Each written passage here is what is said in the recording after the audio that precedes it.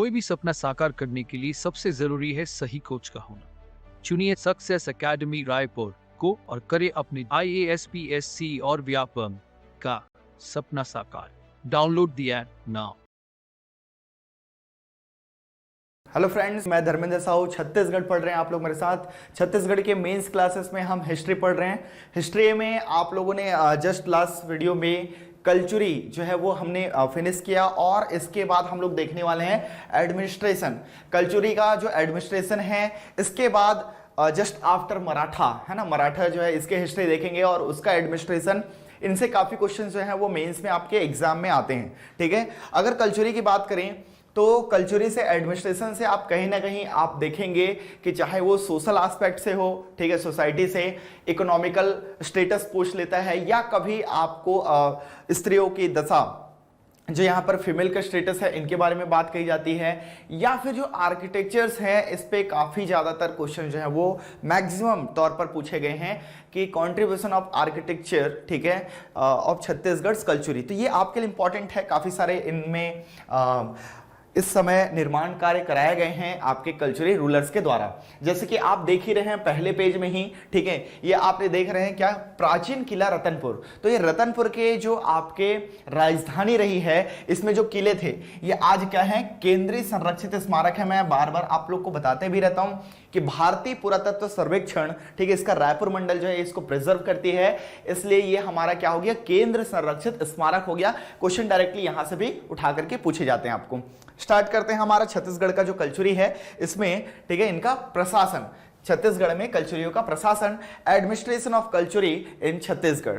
Then we have to learn about the administration of culture which is also relevant now this time। ठीक है, ये बड़ा important है कि आज भी हम कल्चरियों के एडमिनिस्ट्रेशन की जो चीजें हैं वो यूज करते हुए चल रहे हैं। आज भी आप गांव में, ठीक है, ग्रामीण अंचल पे, विलेजेस पे ये चीजें सारी आपको देखने को मिलेंगी। ठीक है, तो प्रशासनिक जो व्यवस्था थी, अगर हम बात करें जो एडमिनिस्ट्रेटिव सिस्टम की अगर हम बात करते हैं तो इसमें क्या क्या इंपॉर्टेंट चीजें हैं वो देख लेते हैं। छत्तीसगढ़ के कल्चुरी शासन में राजतंत्रीय शासन पद्धति प्रचलित थी। दैट मींस राजतंत्रीय क्या होता है, that is called monarchal system in English. अब ये मोनार्कल सिस्टम क्या होता है, ठीक है, we have to learn about monarchal system, ठीक है, इन अ वेरी शॉर्ट। अगर आपको एक्सप्रेस करना हुआ तो राजतंत्रीय या मोनार्कल सिस्टम एक ऐसा सिस्टम है जिसमें राजा का बेटा ही अगला राजा बनेगा। दैट मीन्स यहां पर कोई भी जो रूलर होगा, किंग होंगे, वो इलेक्टेड नहीं होंगे, ठीक है, वो बाय डिफॉल्ट उसके जो सक्सेसर होंगे वो आपके राजा बनेंगे। ये आपके लिए इंपॉर्टेंट है। दैट इज कॉल्ड राजतंत्रीय या फिर मोनार्कल सिस्टम कहलाती है। बड़ा इंपॉर्टेंट है, इन सब चीजों को आपको देखना है। कल्चुरी शिलालेख, दैट मीन्स आपका जो इंस्क्रिप्शन है, इनसे हमें पता चलता है कि राज्य जो है, एक पूरा का पूरा जो राज्य है आपका स्टेट, वो अलग अलग एडमिनिस्ट्रेटिव यूनिट्स में बटे हुए होते थे, प्रशासनिक इकाइयों में। ठीक है, जैसे कि एक राष्ट्र जिसको संभाग भी कहा जा सकता है, ये विषय, जैसे आज हम जिला देखते हैं ऐसा विषय है ना, विषयपति कितनी बार एग्जाम में आया हुआ है, तो ये विषय में बटे होते थे। और देश या जनपद में बटे होते थे आपका विषय या जिला, जिसको वर्तमान में हम तहसीलों की तरह देख सकते हैं, as compare to tehsil like now this days. ठीक है, ये आपके लिए इंपॉर्टेंट है। तो याद रखिएगा, संभाग जिसको हम राष्ट्र बोलते हैं, संभाग जैसा होता था, पहले राष्ट्र, फिर विषय, फिर देश या जनपद, देन आपका मंडल। याद रखिएगा, ठीक है, तहसील की तरह, और फिर मंडल। तो मंडल आप लोग सुने होंगे, मंडलाधिकारी, ये टर्म जो है वो मिलता है। मंडल का अधिकारी जो है मांडलिक कहलाता था। ठीक है, और मांडलिक, महामांडलिक टर्म भी हम लोगों ने पढ़ा, तो यही है। ठीक है, और उससे बड़ा जो मंडल होता था, ठीक है, कोई अब ज्यादा बड़ा है तो वो महामंडलेश्वर कहलाता था। 1 लाख गांव जिसमें आता था और 1 लाख गांवों का स्वामी इसको बताया गया है महामंडलेश्वर को। बड़ा इंपॉर्टेंट है, डायरेक्टली प्री में भी एग्जाम में आता है। आपको दोनों चीजें अच्छे से रिटेन करके माने आपको याद करनी है, उस चीजों को बार बार लिख करके प्रैक्टिस करनी है आपने, राइटिंग स्किल पे ये सब चीजों को डेवलप करनी है, ताकि प्री हो या मेंस हो, एग्जाम में दोनों में हेल्प हो। लेकिन ये बड़े इंपॉर्टेंट है आपके मेंस के पॉइंट ऑफ व्यू से। और इसके अतिरिक्त अगर हम बात करें तो करद सामंत ऐसे फ्यूडल होते थे, या उनका एक जमींदार आप बोल सकते हैं, सीधा सीधा छत्तीसगढ़ में जैसे हमने देखा zamindari system, it is called feudalism. अब फ्यूडलिज्म की बात करें, जो फ्यूडल्स होते थे, जो जमींदार होते थे, कहीं ना कहीं आप इनके अंडर इनकी अधीनता स्वीकार करके शासन कर रहे हो, ठीक है। उसके उपलक्ष्य में आप क्या दे रहे हो कि भाई या तो वो प्रोटेक्ट भी करेंगे आपको किसी दूसरे, ठीक है, बाहरी आक्रमण से, कोई और दूसरा राजा जो है इन पर अटैक नहीं करेगा, जिसके एवज में ये ईयरली टैक्स भी पे करते थे, ठीक है, याद रखिएगा। तो इनकी जो संख्या वो दिनों दिन क्या हो रही थी, बढ़ रही थी। तो ये एडमिनिस्ट्रेशन में आपके शामिल होते चलेंगे, ठीक है। नेक्स्ट में हम देखते हैं राजा के जो अधिकारी गण थे, जो इनके ऑफिसर्स हैं कल्चुरी टाइम्स के, ये बड़े इंपॉर्टेंट है, डायरेक्टली पूछा भी जाता है एग्जाम में, और ये याद होने चाहिए ताकि आपको दूसरे से बेहतर मार्क्स जो है वो मिले, ठीक है। राज्य के कार्य संचालन में आज भी वही काम होते हैं, प्रबंध हेतु राजाओं को योग्य, ये इंपॉर्टेंट है, याद रखिएगा, विश्वस्त सलाहकारों एवं अधिकारियों की आवश्यकता होती थी। आज भी ये चीजें हैं भाई, आज गवर्नमेंट जो है उनको क्या योग्य, जो एलिजिबल हो और विश्वास प्राप्त भी होने चाहिए, लॉयल भी होने चाहिए गवर्नमेंट के लिए या इन राजाओं के लिए। ये दोनों क्वालिटीज जो है बड़े इंपॉर्टेंट है, इनकी जरूरत होती है राजाओं को या फिर सरकार को। आज से आप कंपेयर करके स्टडी करेंगे, कंपेरेटिव स्टडी, तो काफी आपको हेल्पफुल होगा।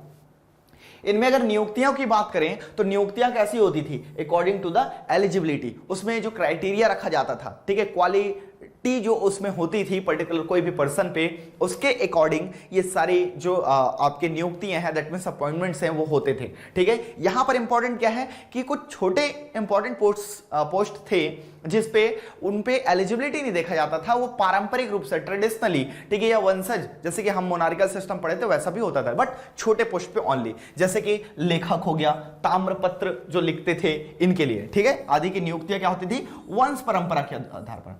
ये क्यों होता था, इसके एक छोटा सा कारण है, आप समझ सकते हैं। जैसा कि आप कोई चीजों को लेखा जोखा तैयार कर रहे हैं, हो सकता है उसका पिताजी कर रहे हैं, बचपन से बेटा जो है उसका काम जो है वो देखेगा, ठीक है। अब वो देखते हुए बढ़ा हुआ, तो उसको इतने सारे रिकॉर्ड्स क्या है दूसरे के पास ट्रांसफर करने पड़ेंगे, या अगर नहीं कर पाया कुछ चीजों को तो उसको वो रिकॉर्ड्स मेंटेन करना उतना आसान नहीं होगा। इसलिए क्या होता है, ये रिकॉर्ड्स उनके जो पिताजी हैं उनसे बेटा खुद जो है वो ले लेता है और उसको पढ़ करके बचपन से देखते समझते आ रहे हैं, इसलिए उसके लिए ईजी भी होता था, ये फायदेमंद होता था। आप देखेंगे तो ये वाला जो पोस्ट था, कुछ लेखन वाले हैं, ताम्रपत्र जो लिखने वाले जो व्यक्ति होते थे, ऐसे पोस्ट पे क्या होते थे, वंशानुगत, दैट मींस ये हेरेडिटरी में आपका अपॉइंटमेंट जो है वो होता था। बड़ा इंपॉर्टेंट है, ठीक है, तो याद रखिएगा। बाकी इंपॉर्टेंट बड़े पोस्ट जो है वो कैसे होते थे, आपकी योग्यता के अकॉर्डिंग, एलिजिबिलिटी के अकॉर्डिंग हम क्या कर रहे हैं, अपॉइंट कर रहे हैं, ठीक है। अगर मंत्रिमंडल की बात करें तो देखिए इसमें ना 8 मंत्रियों का जो समूह है ना, ग्रुप, आपका ग्रुप, ठीक है, आपका ये इंपॉर्टेंट है। ये इसलिए क्योंकि आप देखे हैं अष्टप्रधान, अष्टदिग्गज, जो हमारे हिंदू धर्म में मराठा वाले हुए, शिवाजी के यहाँ थे, अष्टप्रधान थे, अष्टदिग्गज, आप तेलुगु कवि आप देख सकते हैं, ठीक है। इन लोगों का समूह था जिसमें विजयनगर साम्राज्य, मेनली कृष्णदेव राय वाला, आप कौन नहीं जानते उसको, ठीक है। यहाँ पर अगर हम बात करें तो यहाँ पर भी मंत्रियों की संख्या मेनली 8 ही लिया जाता था, ठीक है, लेकिन कई बार 8 के नाम नहीं मिल पाते, 7 ही में मिलते हैं। और अगर हम बात करें तो इसमें युवराज को इंक्लूड कर दोगे तो 8वां वो हो जाता था।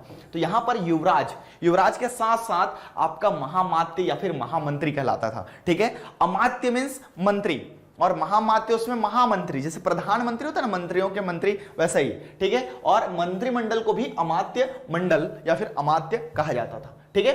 महासंधि विग्राहक, ये कितनी बार एग्जाम में आया भी हुआ है, ये विदेश मंत्री हुआ करता था। महापुरोहित, पुरोहित से आप समझ सकते हैं ये राजगुरु या धार्मिक विभाग का प्रमुख होता था, head of the religious department, बड़ा इंपॉर्टेंट है।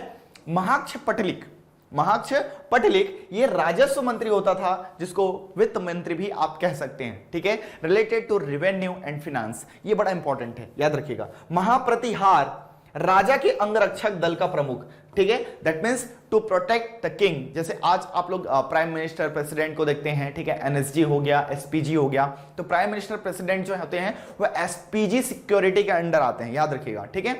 और एनएसजी वाले जैसे सीएम वगैरह हो गए, ठीक है, तो ये लोग आपके लिए इंपॉर्टेंट है। एनएसजी, नेशनल सिक्योरिटी गार्ड, और स्पेशल प्रोटेक्शन ग्रुप जो है ये अलग अलग टाइम पे बने हुए हैं, है ना।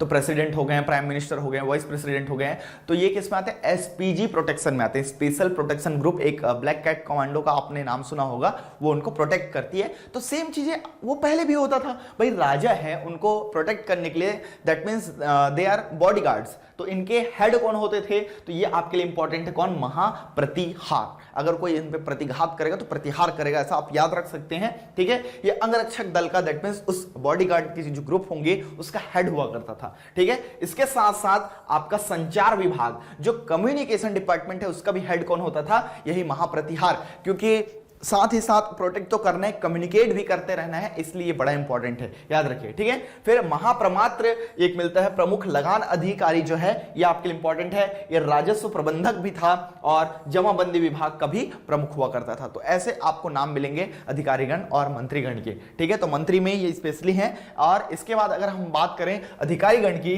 तो ये भी आपके लिए, ठीक है, उतना ही ईजी और इंपॉर्टेंट है आपका, जैसे कि हमारा अमात्य मंडल। तो अमात्य और विभिन्न विभागाध्यक्ष जो है वो होते थे, ठीक है, किसमें? अधिकारीगण में। अमात्य तो शामिल होंगे, जैसे हम एग्जीक्यूटिव लेते हैं तो एग्जीक्यूटिव में क्या काउंसिल ऑफ मिनिस्टर शामिल नहीं होते?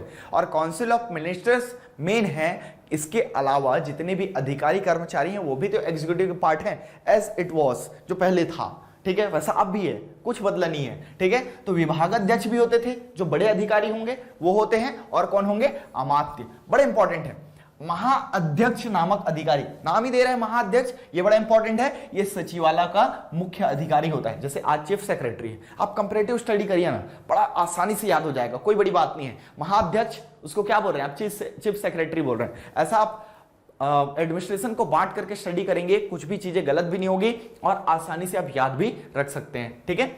साधनिक, साधने वाला, इसको बोलते हैं महासेनापति या सेना प्रमुख, ठीक है, उसको साधनिक बोला जाता है। तभी महास्व साधनिक तो हस्ती सेना प्रमुख होगा, ठीक है। महापीलुपति इस टाइप का देखते हैं आप लोग, ठीक है। और आपका अश्व सेना का, हस्ती सेना का, तो अश्वी सेना क्या हो गया आपका? महास्व साधनिक हो गया। हस्ती सेना का प्रमुख महापीलुपति हो गया। तो ऐसे ही साधनिक मतलब महासेनापति या फिर सेना का प्रमुख कहलाता है, बड़ा इंपॉर्टेंट है, ठीक है।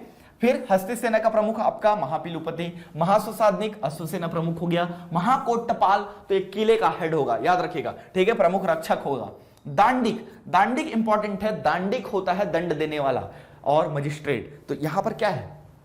न्यायाधीश। आप देखिए कैसा न्यायाधीश? तो सर्वोच्च न्यायाधीश है, याद रखिएगा, ठीक है, ये आपके लिए इंपॉर्टेंट है। फिर दंडपासिक, याद रखना, दंडपासिक, पकड़ करके दंड दिलाने वाला, ऐसा आप लोग याद रख लें। तो पुलिस का काम क्या है? दंड देना नहीं है, उनको पकड़ करके कोर्ट में पेश करना। तो वही है सर्वोच्च पुलिस अधिकारी क्या होगा? दंडपासिक। जबकि दुष्ट साधक और चोर द्वारणिक जो है ये पुलिस अधिकारी होते थे, ठीक है। पुलिस है कल्चुरी में दुष्ट साधक और चोर द्वारणिक, ये इंपॉर्टेंट है, याद रखिएगा। शुल्किक, कर संग्रहण करने वाला अधिकारी, शुल्क लेने वाला या कर संग्रहण, चीजें हैं, स्पष्ट है, क्लियर है। महाभांडागारिक, तो भंडार से आपको समझ में आना चाहिए कोषाध्यक्ष है, ठीक है, कोष फंड का, ट्रेजरी का हेड होगा कोषाध्यक्ष, याद रखिएगा। महाकोटपाल ये दुर्ग या किले की रक्षा करने वाला होगा, ठीक है। इसके बाद गमागमिक होता है यातायात अधिकारी, और फिर पूर्व प्रधान है नगर का प्रमुख, ग्राम कोट ग्राम का प्रमुख होगा, और धर्मलेखी, ठीक है, आपका दान पत्र का लेखा जोखा आदि विभाग अध्यक्ष होते हैं।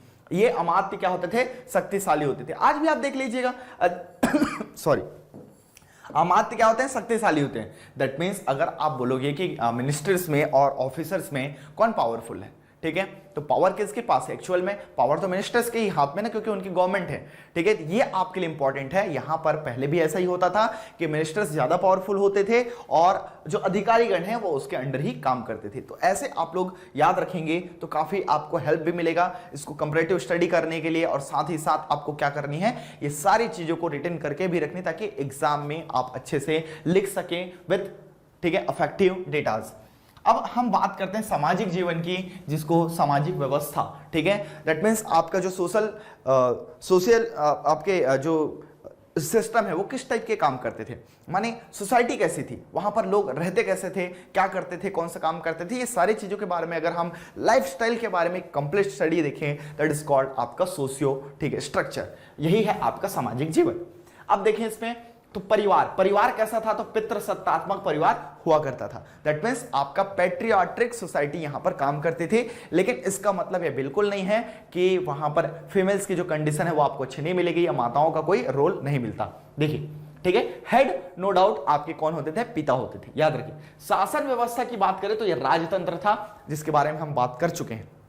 मीन्स आपका राजा का पुत्र ही राजा बनेगा, ठीक है, यहाँ पे इलेक्टेड मेंबर्स नहीं होंगे। समृद्ध सामाजिक स्थिति थी, ये तो आप लिख सकते हैं, समृद्ध सामाजिक स्थिति थी, तभी तो कलचुरियों का इतना नाम रहा है। लेकिन और भी क्या दिखते हैं, ठीक है, समृद्ध थे, उच्च कोटि का जीवन, सामाजिक जीवन, ठीक है, ये आपके लिए इंपॉर्टेंट है। क्या है, हाई लाइफस्टाइल है, सामाजिक है, सोशल है वो लोग, ठीक है, एंटी सोशल नहीं है। इसके अलावा शांत भी हैं, सरल भी हैं, सिंपल है और कूल है, ठीक है, यही सारी चीजें मिल रही है। स्वतंत्रता एवं बंधुता की भावना है, ठीक है, ऐसा नहीं है, इंडिपेंडेंट है अपनी सोच के लिए, भाईचारा भी है, फ्रेटर्निटी, ये बड़ा इंपॉर्टेंट है, ठीक है, एक दूसरे के साथ मिलजुल करके ये लोग क्या कर रहे हैं, अपना रह रहे हैं, तभी कोई दिक्कत नहीं है। फिर वर्ण व्यवस्था, तो वर्ण व्यवस्था का भी यहां पर इंपॉर्टेंट रोल है।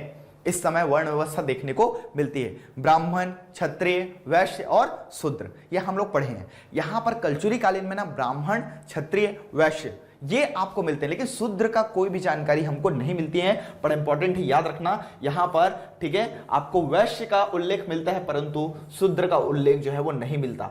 वैश्य क्या है, व्यापारिक वर्ग है।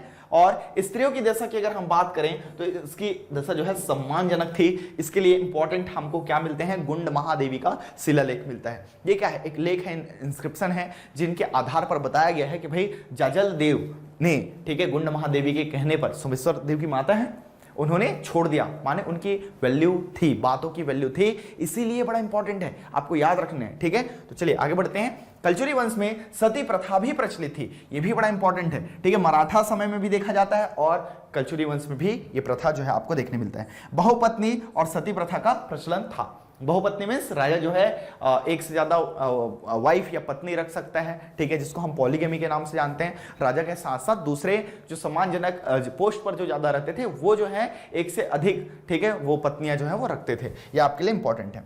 चलिए आगे बढ़ते हैं, अर्थव्यवस्था पे थोड़ा सा आते हैं, जो आपका इकोनॉमिकल स्टेटस है कलचुरी ड्यूरिंग कलचुरी रेन पे। तो यहां पर आप देखोगे अर्थव्यवस्था भी काफी समृद्ध थी, तभी तो रतनपुर वाला जो क्षेत्र है, मणिपुर, रतनपुर, कुबेरपुर, ये सब नाम इसके मिलते हैं, धन धान्य से संपन्न हुआ करता था। कृषि, पशुपालन, व्यापार, इन सब में उन्नत थी। इसको एक एक करके देखते हैं। कृषि, एग्रीकल्चर भी बहुत अच्छी थी, पशुपालन, एनिमल हस्बेंड्री भी बहुत अच्छा था, साथ ही साथ इनका व्यापार में भी अच्छा खासा कंट्रीब्यूशन था। क्या क्या था इसके बारे में चलिए बात करते हैं आगे, ठीक है, इसी से आपको पता चल जाएगा कि इकोनॉमी जो है वो कैसे रही होगी। कृषि की अगर हम बात करें तो यहाँ पर इंपॉर्टेंट फसल क्या क्या होते थे, तो कपास होता था, गेहूं, चावल, जौ, ये मेन इंपॉर्टेंट आपके क्या थे, क्रॉप्स थे, जो कि आप एग्जाम में लिख सकते हो, क्योंकि एग्जाम्पल के तौर पर वर्ड लिमिट होते हैं, मैक्सिमम 175 में भी आएगा तो भी आपके पास बहुत ज्यादा डेटा होंगे। Most important data should be there, ये आपके लिए इंपॉर्टेंट है कि आपको छांटना है, ठीक है। कई बार कुछ चीजें याद आते हैं, कई बार नहीं आते हैं, ये आपके लिए इंपॉर्टेंट है कि कौन कौन सी चीजों को आपको देना ही है, तो कम से कम इतना आप लोग जरूर दीजिएगा।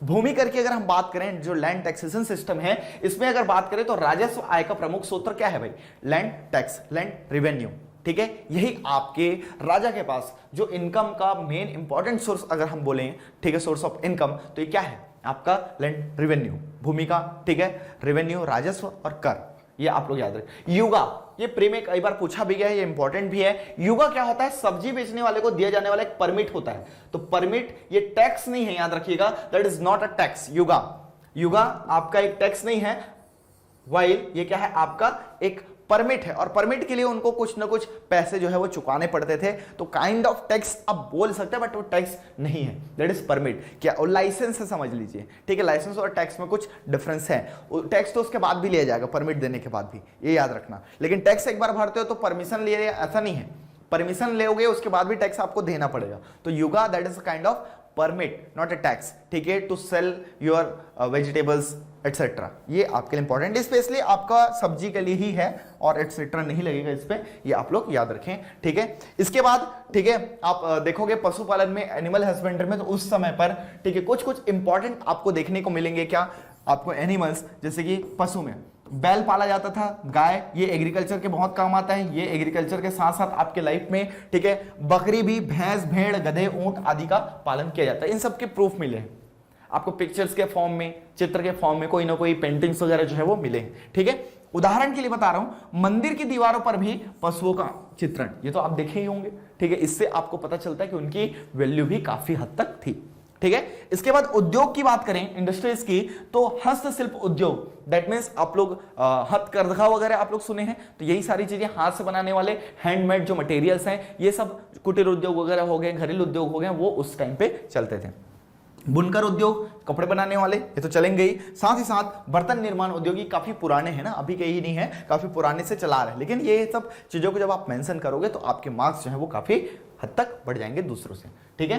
व्यापार की बात करते हैं, जो ट्रेड सिस्टम था, जैसे कि हमने देखा, एक आप लिख सकते हैं युगा को, ठीक है। तो युगा आपने देखा कि भाई आप अगर सब्जी वगैरह बेचने के लिए आ रहे हैं तो आपको सबसे पहले क्या परमिट ले रहे हैं, पढ़ रहे हैं, युगा, ठीक है। तो वो भी काइंड ऑफ आपका क्या है, बिजनेस है, व्यापार है, ट्रेड एंड कॉमर्स की अगर हम बात करें तो कल्चुरीकालीन व्यापार व्यवस्था बहुत उन्नत थी, जिसमें क्या क्या है, कृषि, पशु और भी अनेक प्रकार के औद्योगिक व्यापार होते थे। तो इसमें आप देख चुके हैं कि क्या क्या चीजें हैं। लेकिन इसको अगर उद्योग की बात करें तो इसमें अलग से बाइफरकेट करें तो हस्तशिल्प उद्योग एक अलग सेक्शन है। इस पे आप चाहो तो 30 वर्ड से लेकर के आपका 100 वर्ड्स तक, ठीक है। आप 100 नहीं लिखिए क्योंकि ये सेक्शन हमारे में, ठीक है, नहीं आता है। चलिए 100 तो आता है, 125 नहीं आता, इसके बाद 175 तक आएगा। तो ये प्रैक्टिस कर सकते हैं 100 वर्ड्स तक। फिर बुनकर उद्योग को भी अलग से इसको 30 वर्ड्स में लिखें और साथ ही साथ 100 में भी प्रैक्टिस करें, ठीक है। 30 का तो अलग ही प्रैक्टिस करना ना, उसको कम कर लेंगे करके नहीं करेंगे, ठीक है। आप 60 में भी लिख रहे हैं और 30 में बहुत अंतर है। सबसे ज्यादा टफ जाता है कि 30 वर्ड्स में उसको समेटें। आपके पास कंटेंट ज्यादा रहेंगे, डेटा ज्यादा रहेंगे, लेकिन मैक्सिमम डेटा फैक्ट के साथ में आपको आंसर जो है वो अच्छा करना है। इसलिए 30 वर्ड्स वाले जो क्वेश्चंस होते हैं वो ज्यादा टफ मान सकते हैं, क्योंकि वो लिखने की प्रैक्टिस पर डिपेंड करती है एज कंपेयर टू, ठीक है, आपके लार्जर क्वेश्चन जो अदर मैक्सिमम वर्ड्स वाले हैं। यहाँ पे एक याद रखने वाली बात यह है, क्योंकि आपको 30 वर्ड्स और 60 वर्ड्स है ना, ये थोड़े से टफ जाते हैं। इसी में सबसे ज्यादा मार्क्स मिलते हैं आपको, 75% से लेकर के आपको 100% मिलते हैं, याद रखना। 50% ज्यादा ही मिलेगा आपको, 50% से ज्यादा, बाकी में आपको 50% की भी गारंटी नहीं। इसीलिए ये आंसर्स जो है वो जितने आपके एक्यूरेट होते चलेंगे, आप दूसरों से कहीं ज्यादा आगे बढ़ेंगे। यही मेंस का मेन फंडा है। आप लोग इसको बहुत अच्छे से, ठीक है, प्रैक्टिस करें, क्योंकि लिखने का जो प्रैक्टिस है वो ज्यादा इंपॉर्टेंट है क्वेश्चन और इन सब चीजों से। आप जब 8 से 10 क्वेश्चन में अच्छी तरह से लिखने की प्रैक्टिस कर लेंगे तो आने वाले 5 क्वेश्चन को भी बहुत अच्छे से डील कर पाएंगे, ठीक है। यहां पर बर्तन निर्माण उद्योग के भी प्रमाण जो मिले हैं, ये कौन कौन से मिले, कहां हो सकते हैं, क्या है, आप थोड़ा सा दिमाग लगाओगे तो आसानी से मिल जाएंगे। उस समय में अब भाई आपको पता है क्या, एल्यूमिनियम के बर्तन चलेंगे, प्रेशर कुकर मिलेगा। आपको भी पता है कि मिट्टी के जो बर्तन है वो चलते थे, और मिट्टी में काफी सारे आपको प्रूफ जो है वो मिले हैं। मिट्टी के बर्तन खुदाई से प्राप्त हैं। आज भी बहुत सारी चीजें जो है ऐसे ही मिल जाते हैं, गांव में देखने को मिलता है। साथ ही साथ हम एडमिनिस्ट्रेटिव जो मेजरमेंट्स के यूनिट्स हैं इसको भी देखेंगे, अभी बड़ा इंपॉर्टेंट है। तो ये आप इतना 3 चीजों को जरूर डालें, ठीक है, उद्योग में, जो कि आपको हेल्प करेंगे। अब एक रेवेन्यू कलेक्शन जो आपका सिस्टम था, इस पे 2 लाइन बात कर लेते हैं, बड़ा इंपॉर्टेंट है, क्योंकि ये क्वेश्चन जो है ना बार बार आता है, और इन सब चीजों को आप अलग से मेंशन करोगे तो बड़ा इंपॉर्टेंट है, क्वेश्चन जो है वो आता ही है। महारेंद्र साहब सभी जानते हैं नाम, क्या किया था इसने, तो कोषागार व्यवस्था बनाया था, ठीक है। कोसगई, छुरी कोसगई में एक कोषागार बनाया था, और कोसगई माता का टेम्पल बनवाया था ना। तो कोषागार बनाना, कोषाध्यक्ष, दैट मींस ट्रेजरी, अपना फंड रखने के लिए, खजाना रखने के लिए, हीरे मोती जवाहरात व्हाटएवर, ठीक है। आज आपके पास बैंक है, लॉकर है, वहां पे आप पैसे रखते हैं, वैसे ही उस समय ये कोषागार बनाया गया था। बड़ा इंपॉर्टेंट है, इसको याद रखना है भाई, ठीक है। इसके साथ साथ अगर आप बात करें तो कल्याण साहब, ठीक है, कल्याण साहब जाने जाते हैं आपके जमाबंदी व्यवस्था के लिए, जो राजस्व पुस्तिका बनाई गई थी। चिसम ने इसके बारे में काफी उल्लेख किया है, ये आपके लिए इंपॉर्टेंट है। लक्ष्मण साहब की बात करें तो बही खाता व्यवस्था, ठीक है, लेखा जोखा या बजट प्रणाली के जन्मदाता किसको माने जाते हैं, लक्ष्मण साहब। तो इन तीनों का नाम बड़ा इंपॉर्टेंट है, याद रखिएगा कल्चरल सिस्टम में, ठीक है। एक है आपके कोषागार के लिए, दैट मींस उन्होंने ट्रेजरी बनाया। दूसरे हैं कल्याण साहब आपके बंदोबस्त के लिए, ठीक है, जिन्होंने क्या बनाया, जमाबंदी व्यवस्था। जमाबंदी आप लोग जानते ही होंगे, इस्तेमारी और ये सब पढ़े हैं, ठीक है। और लक्ष्मण साय आपका बही खाता लेखा जोखा, दैट मींस बजटरी सिस्टम के लिए फेमस है। बार बार क्वेश्चन जो है वो आता है, 30 वर्ड्स में इसको लिखने की प्रैक्टिस करें। फिर हम देखते हैं मापन पद्धति, मापने की इकाई, किस समय क्या क्या चीजें जो है वो मापी जाती थी, बड़ा इंपॉर्टेंट है, क्वेश्चन आता है इसे, प्री में भी मेंस में भी बड़ा आता ही रहते हैं, और इसको आप लोग जाने। जैसे कि हमारी प्रशासनिक इकाई ये बटा हुआ है। अब देखो, राष्ट्र या मंडल, ठीक है, इसको ले लें, ये गढ़ में बटा है, गढ़ बरहों में बटा है, और बरहो जो है गांव में बटा है, ऐसा हो रहा है। तो यहीं पर हम देखें गांव से बरहो कितना बना, तो 12 गांव का एक बरहो बनता है, ठीक है, 12 गांव का एक बरहो बनता है। अब यहीं पर 7 बरहो का एक गढ़ बन गया, 7 बरहो का एक गढ़ बन गया, और ऐसे ही 36 गढ़ थे, तो वो एक राष्ट्र या मंडल बना हमारा कलचुरी राज्य।